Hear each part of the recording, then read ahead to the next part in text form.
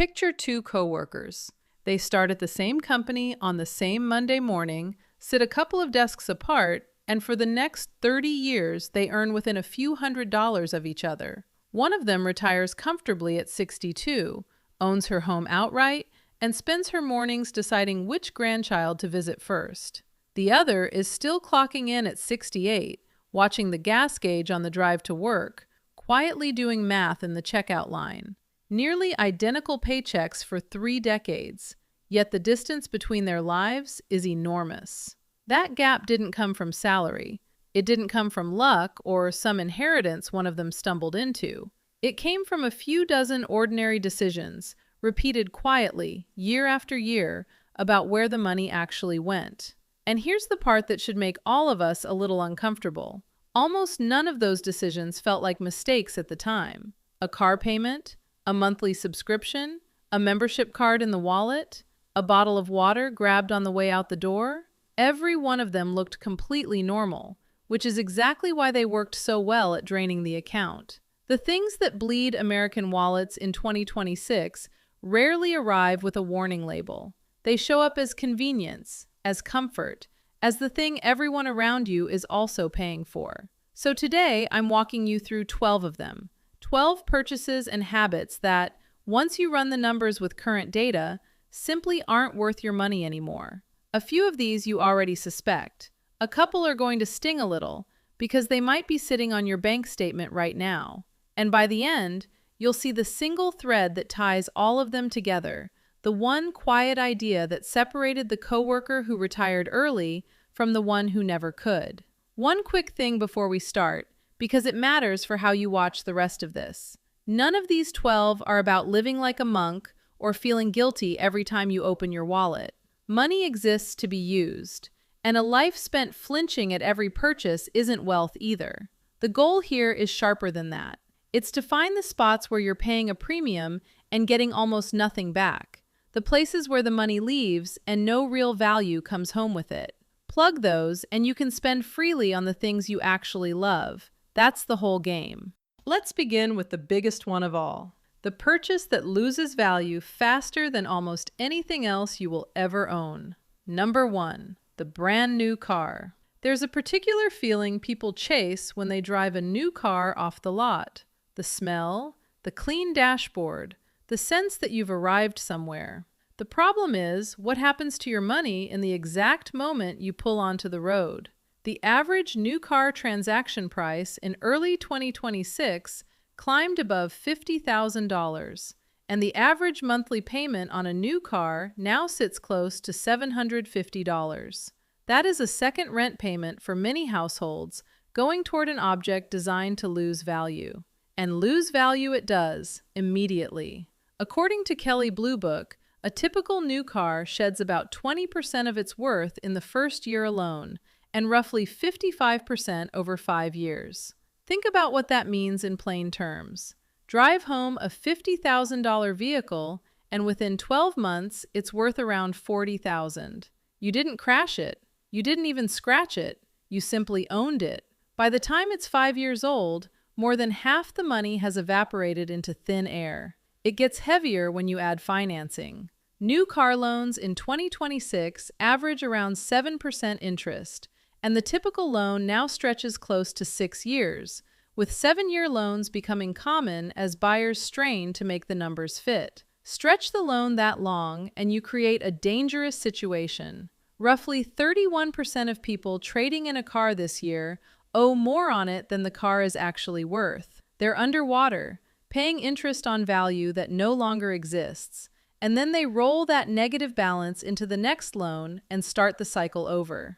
The smarter move sits one curve down the depreciation slope.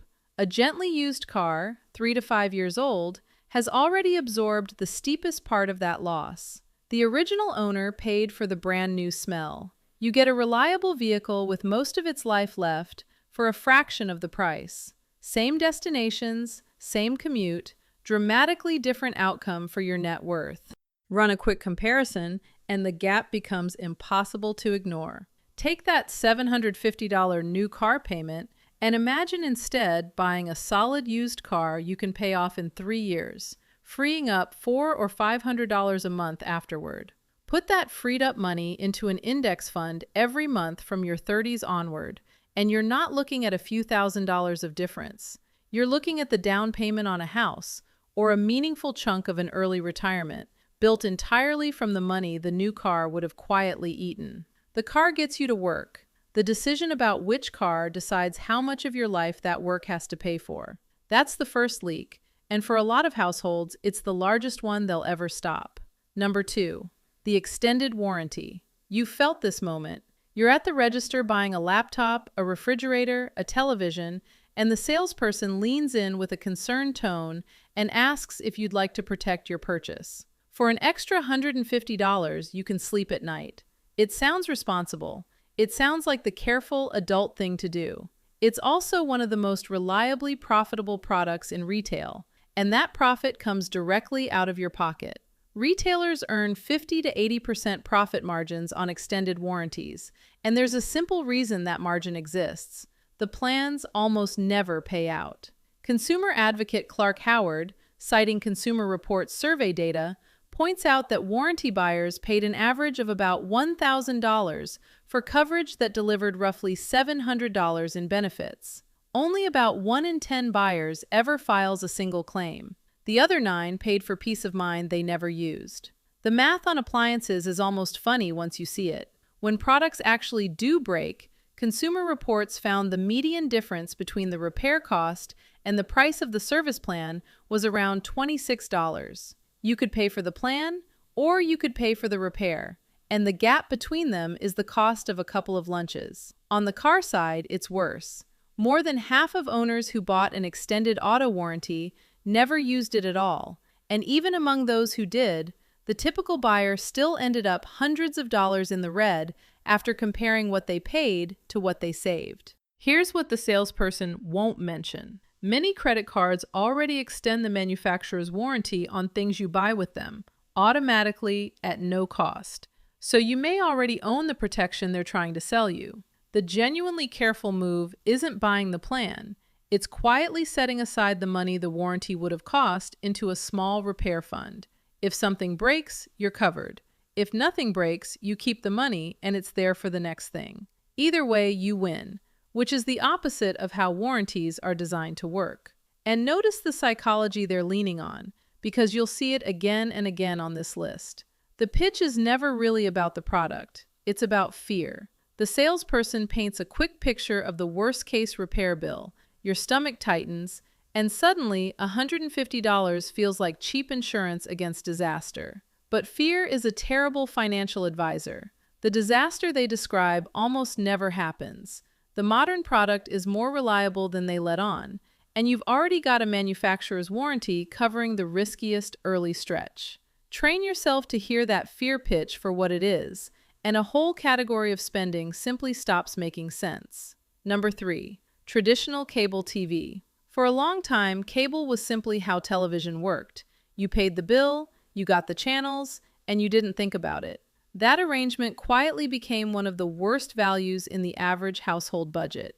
The average cable bill in 2026 runs around $147 a month, and once you bundle it with internet and the promotional rate expires, plenty of families are paying north of $200 every month for a wall of channels they mostly don't watch. The disconnect is the painful part. People are paying for hundreds of channels and actively watching maybe a dozen. Nearly half of all cable subscribers now say they would cancel outright if the price went up again, which tells you how thin the loyalty has worn. They're staying out of habit and inertia, not value.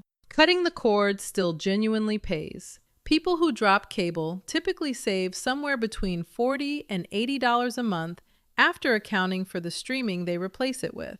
Over a year, that's $480 to $960 staying in your account. Over 5 years, you're talking about thousands of dollars for content that, by most measures, is better than what cable ever offered. If live sports are the one thing keeping you tied to the cable box, even that has loosened. With games now scattered across services, you can subscribe to only during the season that matters to you. Now, I want to be fair because there's a twist coming later in this list. Cord cutting was supposed to be the cheap future, and the streaming world has been busy making sure it doesn't stay cheap. We'll get to that, but the comparison today still lands clearly. A $200 cable bundle versus a lean streaming setup is not a close call. Cancel the bundle, keep the difference, and let it go to work somewhere better than your cable provider's earnings report. One more thing worth saying about cable, and really about every recurring bill in your life. The danger isn't only the price, it's the autopilot. Cable survives not because people love it, but because canceling feels like a chore, and the bill quietly renews while you mean to get around to it.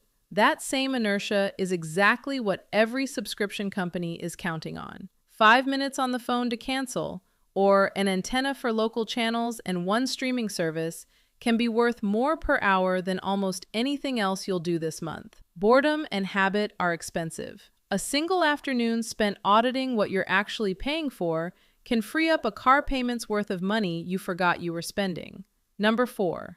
Upgrading to the newest flagship phone every single year. Somewhere along the way, the phone stopped being a tool and became a ritual.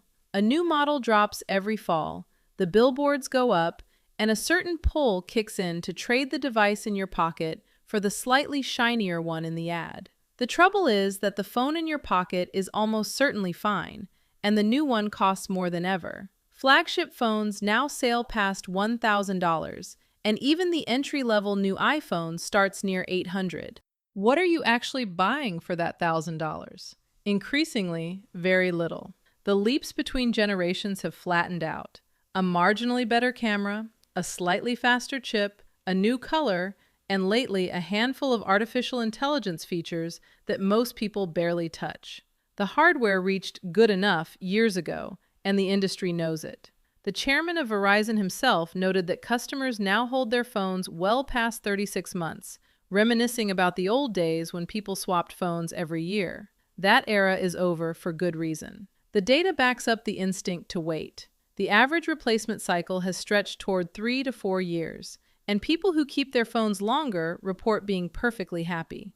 Every extra year you hold on to a working phone saves you the entire cost of replacing it. And when you genuinely do need a new one, a refurbished phone from just one generation back often runs around $500, and by many accounts, performs better than the brand new budget model at the same price. So the move here isn't deprivation. Nobody's asking you to use a phone held together with tape. It's simply refusing to treat a working $1,000 device as disposable on a marketing company's schedule. Use the phone until it stops serving you. Buy refurbished when you upgrade. The difference, invested over a working lifetime, is not small change. It's a meaningful slice of a retirement account built entirely out of patience. There's a trick the carriers use that hides all of this, and it's worth naming. They bury the cost of the phone inside your monthly bill, dressed up as a trade-in deal or an upgrade offer, often locking you into a fresh, multi-year contract in the process. You stop seeing a $1,000 purchase and start seeing a small line item you barely notice, which is precisely the point. The discomfort of spending $1,000 at once is a feature, not a bug. It makes you ask whether the new phone is really worth it. When that question gets smoothed away into $30 a month for 3 years, the answer defaults to yes, every single time. And the upgrades never stop. Pay attention to the total number, not the monthly one, and the spell breaks. Number 5. Bottled water, bought by the case every week. This one feels almost too small to matter, which is exactly why it's so effective at draining money. A bottle of water costs $1 or $2. It barely registers, but run it forward and the picture changes fast. Depending on the brand and where you buy it, bottled water can cost up to 2,000 to 3,000 times more per gallon than the water already running through your kitchen tap. Grab a 16-ounce bottle at a convenience store, and you're effectively paying about $12 a gallon, which is more than gasoline. Stack that habit across a year, and a family can easily spend over $1,000 on water, while the tap delivers the same gallon for a fraction of a penny. Per person, the annual spend on bottled water runs anywhere from $450 to well over $1,400. That's a vacation. That's a fully funded emergency cushion, poured out one plastic bottle at a time. And the kicker is what you're actually getting for the premium. Around a quarter of all bottled water is simply municipal tap water that's been filtered and repackaged with a picture of a mountain on the label. You're not buying purer water in many cases. You're buying branding, plastic, and the cost of trucking heavy bottles across the country. Recent testing makes the value proposition look even worse. A 2024 study found roughly 240,000 tiny plastic particles in a single liter of bottled water. And Consumer Reports found the so-called forever chemicals, PFAS, in 43 of 47 brands they tested. The convenience is real, but the idea that you're buying safety is mostly an illusion. I'm not picking on bottled water to be petty. I'm using it because it's the clearest possible example of a pattern that runs through your entire budget. The small, automatic, barely noticed purchase is where wealth quietly leaks out.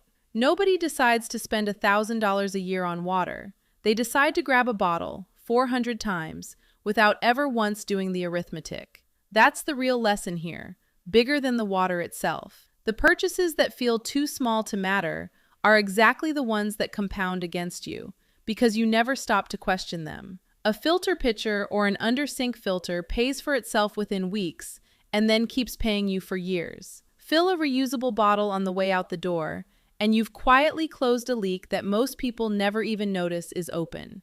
Now that one was the warm-up. The next few items are where the real money hides. Number 6, whole life insurance sold to you as an investment. This is where the leaks stop being about lattes and start being about decisions that shape decades. Whole life insurance gets pitched as the responsible person's secret, a policy that protects your family and builds a tax-advantaged nest egg at the same time. 2 birds, 1 premium. It sounds elegant. For the overwhelming majority of households, it's an expensive tangle that quietly underperforms the simple alternative. Look at what it costs. A healthy 40-year-old man pays an average of around $5,500 a year for a $500,000 whole life policy. That same man could buy the identical amount of term coverage, the kind that simply protects his family for a set number of years for roughly $400 a year. Read that again. You're looking at thousands of dollars in extra premium annually, justified by the promise that the cash value inside the policy is doing important work for you. Here's what that cash value actually does.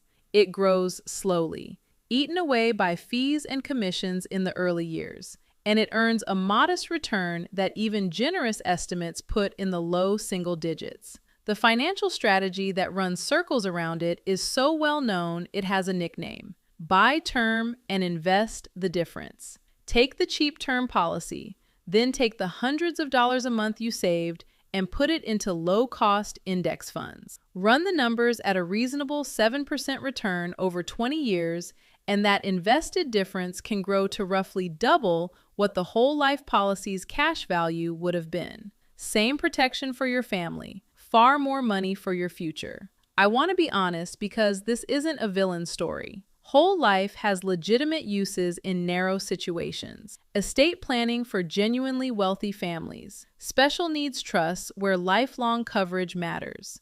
People who have already maxed out every other tax-advantaged account and want one more place to park money. If you're in one of those specific situations, it can be a reasonable tool. But for the typical family being sold it as a way to get rich slowly, it's a high-cost product wearing an investment costume. Insurance is meant to protect your family. Your investments are meant to grow your money. Tangling the two together usually means doing both jobs worse. There's a reason these policies get pushed so hard, and it has nothing to do with what's best for you. The commissions are enormous. A whole life agent can earn a huge chunk of your entire first year of premiums as their payout, which is exactly why the pitch is so polished and so persistent. That's also why so much of your money in the early years goes to costs instead of cash value. You're not just paying for insurance and a savings account. You're paying for the salesperson's commission, baked silently into the contract. When you understand who profits from the sale, the enthusiasm of the person selling it starts to make a lot more sense. Protect your family with cheap term coverage, invest the enormous difference yourself, and keep the commission in your own pocket where it belongs. Number 7. High-fee, actively managed funds. This one is invisible, which makes it the most dangerous item on the entire list. You won't see a charge on your card. No salesperson hands you a clipboard. The money simply slips out of your retirement account quietly every single year while you're told you're paying for expertise. The promise is seductive. A brilliant fund manager studying the markets all day, picking winners, beating the average. People pay a premium for that promise. The data on whether it's delivered is brutal. Every year, S&P publishes a study called SPIVA that compares active fund managers against the simple market index they're trying to beat. The results are staggeringly consistent. Over the 15 years ending in December of 2024, not a single one of the 22 U.S. equity fund categories had a majority of active managers beat their benchmark. 0 out of 22. Stretch it to 20 years, and more than 94% of domestic stock funds failed to keep up with the broad market index. These aren't amateurs. They're highly paid professionals with research teams, and the vast majority still lose to a fund that simply buys the whole market and sits still. And even that understates the problem, because of something called survivorship. The funds that perform so badly they get shut down or merged away simply vanish from the comparison. So the surviving numbers actually flatter active management. The few managers who do beat the market in a given stretch rarely repeat it. A manager who's hot for 3 years has a strange tendency to go cold for the next 5, which means by the time their winning streak shows up in the marketing materials and attracts your money, the streak is often already over. You end up chasing last decade's genius and paying full price for this decade's disappointment. Now layer the fees on top of that underperformance. An actively managed fund might charge 0.5%, a full percent, sometimes more. An index fund tracking the same market charges a tiny sliver of that, often a few hundredths of a percent. 1% sounds harmless, almost too small to bother with. It is not. Consider a portfolio growing at 8% a year versus one dragged down to 6% by fees and underperformance. Over 20 years, the gap between them runs well over $1 million. The fee didn't just cost you 1%, it cost you 1% every year, compounding, on a balance that was supposed to be compounding for you. The fix is almost insultingly simple, which is why so few people believe it. Buy a low-cost, broad market index fund from a company like Vanguard or Fidelity. Keep your costs near nothing, and let the market's long-term growth do the work without a manager skimming off the top.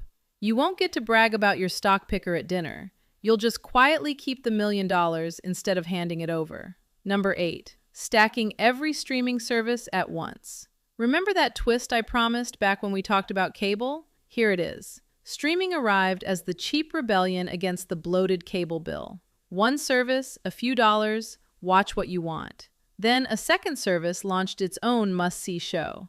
Then a third. Then everyone raised prices. And now the rebellion has quietly turned into the very thing it replaced. The average American now juggles about 5 subscriptions and spends roughly $69 a month on them. One survey put total annual streaming and connectivity spending around $3,300 in 2025. The price hikes have been relentless. Netflix's top tier nearly doubled over 6 years. Disney's flagship service more than doubled from where it launched. Subscribe to 5 major services with no ads, and you're paying around $82 a month, which has wandered right back into cable territory.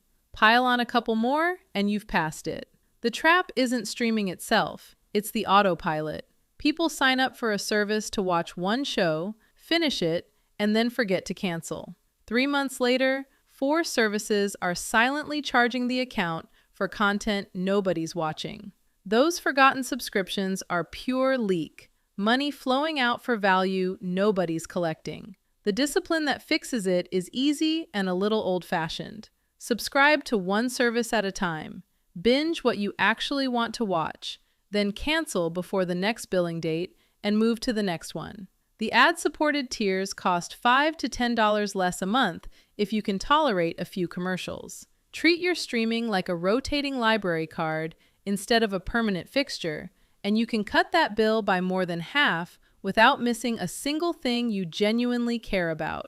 There's a deeper reason this works, and it's worth understanding. The streaming companies have spent years designing their billing to be frictionless and their cancellation to be just annoying enough that you don't bother. The monthly charge is small, the renewal is automatic, and the whole system runs on you forgetting. So the fix isn't willpower, because willpower fades the moment life gets busy. The fix is a system that doesn't rely on you remembering. Put a recurring reminder on your calendar to review every subscription once a quarter. Set the services to cancel rather than auto-renew. Make the default outcome the one that saves you money so that doing nothing protects your wallet instead of draining it. That single shift from automatic spending to automatic review is worth hundreds of dollars a year on its own. Number 9. The gym membership you signed up for in January. There's a beautiful optimism in buying a gym membership. You're not just paying for equipment, you're buying a vision of a healthier, stronger version of yourself. And that vision feels worth $58 a month, which is roughly the national average. The vision is wonderful. The follow-through is where the money disappears. An estimated 67% of gym members rarely or never actually go. Half of all new members quit within the first 6 months. The average member who does keep going shows up about 1.5 times a week. Put those numbers together and a clear pattern emerges. Millions of people are paying every month for a building they walk past, not into. By some estimates, Americans collectively waste well over $1 billion a year on memberships that go completely unused. The membership card becomes a small monthly donation to the gym, made in exchange for the comforting feeling that you could go if you wanted to. I'm not telling you to abandon your health. Fitness is one of the best investments you'll ever make, and it pays dividends nothing else can match. The waste isn't the gym.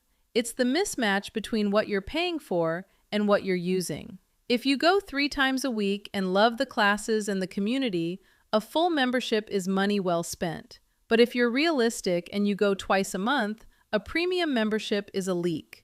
A budget gym for $10 or $20, a handful of dumbbells and resistance bands at home, or simply walking and bodyweight workouts can deliver the same results for a fraction of the cost. Pay for the version of fitness you'll actually do, not the version you imagine on January 1st. Here's a small experiment that cuts through all the optimism. Before you renew or sign anything, look at the last 2 months honestly. How many times did you actually walk through those doors? Multiply your visits by what you'd pay for a single-day pass, and compare that to your monthly fee. For a lot of people, the math reveals they're paying $20 or $30 per visit, which would be cheaper as a casual drop-in rate. The gym isn't selling you exercise. It's selling you the comfortable feeling of being someone who exercises. Build monthly whether you show up or not. Match the plan to your real behavior, and you either save the money, or better yet, you finally start going enough to make it worth keeping. Number 10. Paying a big company to file a simple tax return. This one comes with a fresh, slightly infuriating wrinkle for 2026. For 2 tax seasons, the IRS ran a free program called Direct File that let people file straightforward returns directly with the government online for nothing. Surveys showed people loved it. Then, after heavy lobbying from the giant tax preparation companies, the program was shut down and is not available for the 2026 filing season. The free, simple option that threatened their business model quietly vanished. But the companies are counting on you not knowing the rest of the story. Free filing did not die with Direct File. It just got a little harder to find. If your adjusted gross income is $89,000 or less, the IRS Free File program connects you to 8 different software partners that will prepare and file your federal return at no cost. If you earn more than that and you're comfortable with your own paperwork, the IRS offers free file fillable forms to anyone, regardless of income. There are also volunteer programs that help lower-income households, seniors, and military families file for free. Why does this matter so much? Because the average person who pays for tax prep spends somewhere around $250, and for a simple return built on a single W-2 form and a standard deduction, that's $250 for something they could have done in under an hour for free. Multiply that by every year of a working life, and you've handed a tax prep company several $1,000s to fill in boxes you could fill in yourself. And it's worth sitting with what actually happened here, because it's a small lesson in how these things work. A free, popular, government-built tool that saved ordinary people time and money got dismantled, in large part because the companies that profit from confusion spent heavily to make sure it disappeared. The result is that millions of people will go back to paying for something they don't need, simply because the easy, free version got quietly buried. The takeaway isn't cynicism, it's awareness. When a product is being pushed hard, it's worth asking who benefits from your believing you have no other option. Often, a cheaper or free path is sitting right there, one search away, hidden only by the fact that nobody's paying to advertise it. If your taxes are genuinely complicated, with a business, rental properties, or major life changes, a good professional earns their fee and then some. That's real value. But if your return is simple and you're paying premium prices out of habit or fear, you're being sold a problem that the free options already solved.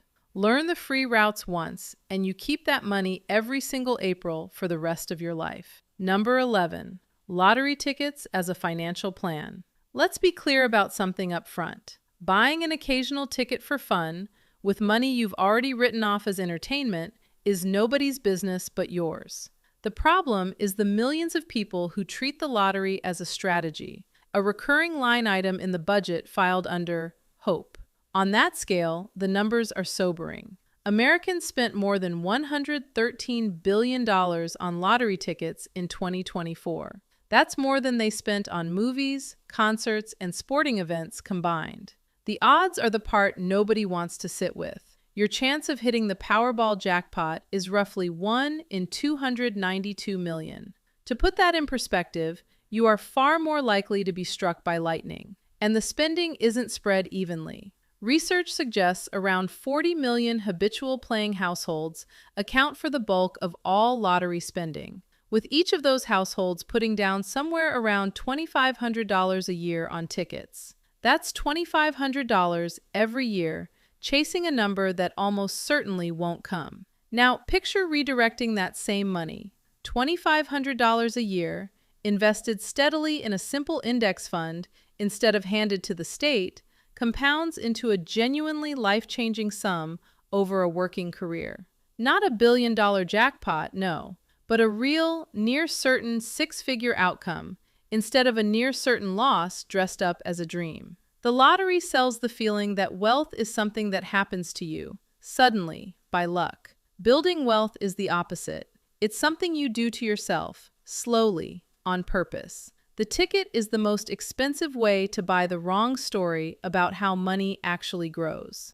And there's a quieter cost here that the spending figures don't capture. Every dollar that goes toward a ticket is also a dollar that reinforces a belief. The belief that your financial future is out of your hands and down to chance. That belief is far more expensive than the tickets because it changes how you behave with all your other money. If deep down you think wealth is luck, you stop doing the boring, reliable things that actually build it. You skip the automatic savings. You put off the investing. You wait for the windfall. The lottery's biggest tax isn't the money. It's the way it trains you to outsource your future to a drawing instead of a decision. Keep the $2,500 and keep the mindset that says you're the one in control. Both are worth far more than any ticket. Number 12, the timeshare. We'll end on the one that traps people most completely, because once you're in, getting out can feel almost impossible. The timeshare pitch is a masterpiece of emotional salesmanship. Free dinner, a presentation, a charming room with an ocean view, and the promise that you'll never overpay for a vacation again. By the end of the afternoon, plenty of reasonable people sign. The average timeshare now costs around $24,700 up front. And because few people have that lying around, it's often financed at interest rates near 15%. That purchase price is just the entry fee. The real weight is the annual maintenance fee, and it never stops, whether you use the timeshare or not. Those fees recently hit a record high, averaging around $1,480 a year, and they've climbed roughly 36% in just 5 years. Some luxury tiers run well over $10,000 annually. The fees rise with inflation, with insurance costs, with every roof repair and renovation the resort decides to pass along, and you have no say in the matter. Add it all up, and the average owner can pay over $40,000 in maintenance fees alone across 20 years of ownership, on top of the original price. Then comes the cruelest part. A timeshare is sold as an asset, something with value you own. It behaves like the opposite. The resale market is so flooded and so dead that timeshares routinely sell for a single dollar, and owners are often grateful to give them away just to escape the fees. There are more sellers than buyers by a wide margin, so the price collapses to nothing. Companies even charge people hundreds to thousands of dollars just to exit the contract they were once so eager to sign. A $24,000 timeshare can balloon past $100,000 in total cost over 20 years, while its resale value sinks towards zero. The honest alternative is freedom itself. Take the money a timeshare would consume, the down payment and every year of fees, and simply book the vacations you actually want, when you actually want them, wherever you want to go. You'll spend less, you'll go more places, and you'll never owe a single dollar to a resort for a week you didn't even use.